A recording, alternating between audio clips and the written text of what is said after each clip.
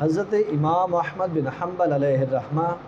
حدیث پاک نقل کرتے ہیں، فرماتے ہیں کہ حضرت محمود بن ولید رضی اللہ تعالیٰ عنہ بیان کرتے ہیں، رسول کریم رؤوف الرحیم صلی اللہ تعالیٰ علیہ وآلہ وسلم نے ارشاد فرمایا، مجھے اپنی امت پر جس چیز کا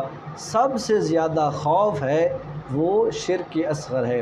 حضور کی بارگاہ میں عرض کی گئی، یا رسول اللہ صلی اللہ علیہ وسلم شرک اصغر کیا ہے؟ اللہ کے محبوب علیہ السلام نے فرمایا، ریاکاری،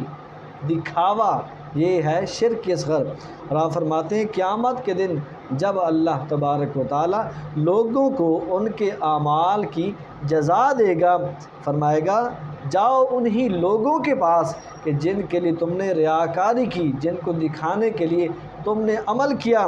اور فرمایا دیکھو ان سے تمہیں کوئی جزا ملتی ہے۔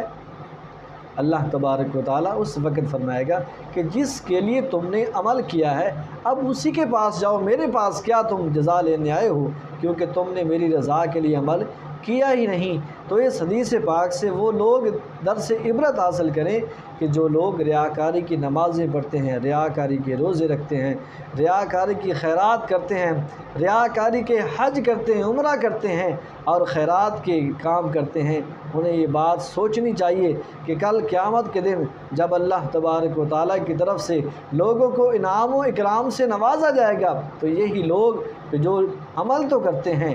لیکن لوگوں کو دکھانے کے لیے۔ میرے بھائیوں، اگر یہ عمل ہم خلوص اور للہیت کے ساتھ اور اللہ تعالیٰ کی رضا حاصل کرنے کے لیے کریں گے، ریاکاری سے بچیں گے، تو انشاءاللہ دنیا میں بھی کامیاب ہوں گے اور آخرت میں بھی اللہ تبارک و تعالیٰ ہمیں اجر و ثواب سے جو ہے خالی نہیں موڑے گا۔ لہٰذا اللہ کی بارگاہ میں دعا ہے کہ اللہ تبارک و تعالیٰ ہم سب کو عمل کی توفیق عطا فرمائے۔